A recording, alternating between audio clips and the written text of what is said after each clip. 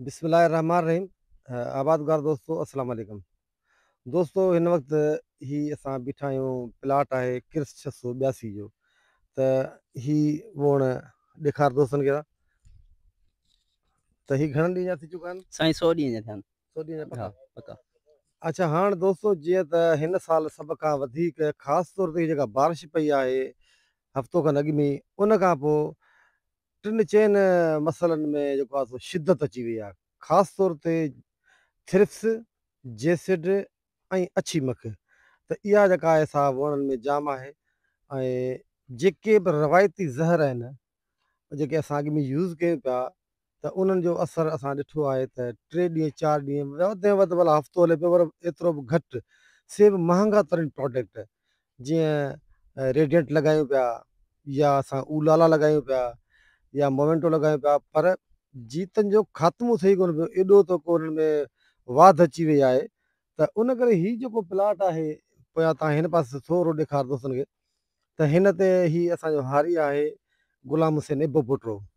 हिन खे अॻु में हिकिड़ो ट्रायल करायो 15-16 ॾींहं थी चुका आहिनि, जंहिंमें सिमोडियस पंहिंजो हिननि जी दवा सिजंटा वारनि जो हिकिड़ो नओं प्रोडक्ट, यूनिक प्रोडक्ट आयो आहे, जंहिंमें ज़हर ई अजीब आहे, नई केमिस्ट्री नई शइ आहे। त आउं उन खां पुछंदुसि त उन ऐं ॿियनि में 4 एकड़ में तो ॿिया स्प्रे कया, हुन में हिकिड़ो ट्रायल तौरु जेको स्प्रे कयो त फ़र्क़ु केतिरो नज़र आयो तोखे?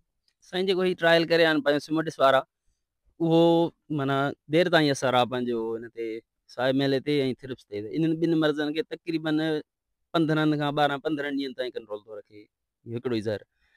हिकिड़े ई स्प्रे सां 15 ॾींहंनि ताईं तक़रीबन ख़तमु थी वियो आहे हुन मां मर्ज़। हाणे हींअर 15-20 ॾींहं थिया आहिनि पाण हिनखे विज़िट पिया कयूं, त अञा ताईं बि उते ओढ़ो जेको शिदत चइजे मर्ज़ जी, उहा कोन्हे। जिथे पाण ॿिए दफ़े पंहिंजे ॿिए दवा स्प्रे कई आहे, उहा ॾिसो उन जे हिसाब सां उते अञा पियो जेको सो वधीक आहे असरु हुनजो सिमोडिस जो। त दोस्तो, आउं सदाईं जेको प्रोडक्ट यूज़ कंदो आहियां, या असांजे हारी आहिनि, त गॾिजी हिकिड़ी कोऑर्डिनेशन ठाहींदा आहियूं।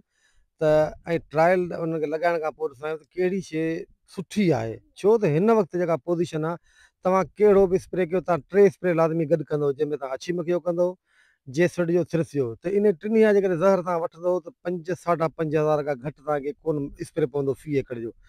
सिमोडियस जेका आहे दवा ईंदी आहे, आइसोसिक्राइम जेको आहे, हुन में ज़हर पियल आहे, नई केमिस्ट्री आहे। इहा 5000 जी हिकु दॿी आहे, इहा 2 एकड़ जी आहे। यानी 2500 में तव्हांजो हिकिड़ो जेसिड, ॿियो थ्रिप्स 2 हफ़्तनि जे लाइ मरी वञे पियो। यानी मुंहिंजे ख़्याल में ईज़िली पए पई, छो जो हूअं जेकर जेसिड ऐं थ्रिप्स जी दवा पाण गॾियूं, त इहा दवा जेको आहे ऊलाला वठूं पिया त 3000 रुपए जी आहे, रेटेड वठूं पिया त 2000 रुपया, 5000 रुपया, त 2 शयूं मरनि पियूं।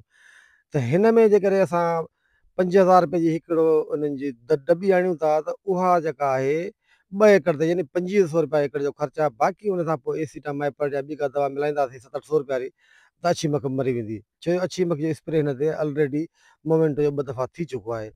त इन्हनि उन करे आउं दोस्तनि खे चवां थो त इन प्रोडक्ट खे उहे बि आज़माए ॾिसनि। बाक़ी असां जेको आहे सो काल टियों ॾींहुं जेको हिन खे 2-3 दफ़ा प्लाट खे ॾिसण खां पोइ फ़ैसिलो कयो त दवा वठी अचूं। हाणे 100 एकड़ जी दवा त वठी आयो आहियां, त पहिरीं जेको आहे सो उनजी स्टार्टिंग कयूं था, त उन खे ख़ुदि जेको आहे सो ॾिसूं त छा थी करे। छो जो ट्रायल में त असां ॾिसी चुका आहियूं त उन में रिज़ल्ट भली अची वियो आहे, पर हाणे वरी असां ख़ुदि जेको आहे इन खे 100 एकड़ ते हलाए ॾिसूं था। सो उहा काल्ह दवा वठी आयो आहियां, ऐं इनशा ताला जेको आहे सो अॼु खां स्प्रे शुरू कंदासीं। तव्हां दोस्तनि जी वॾी महिरबानी।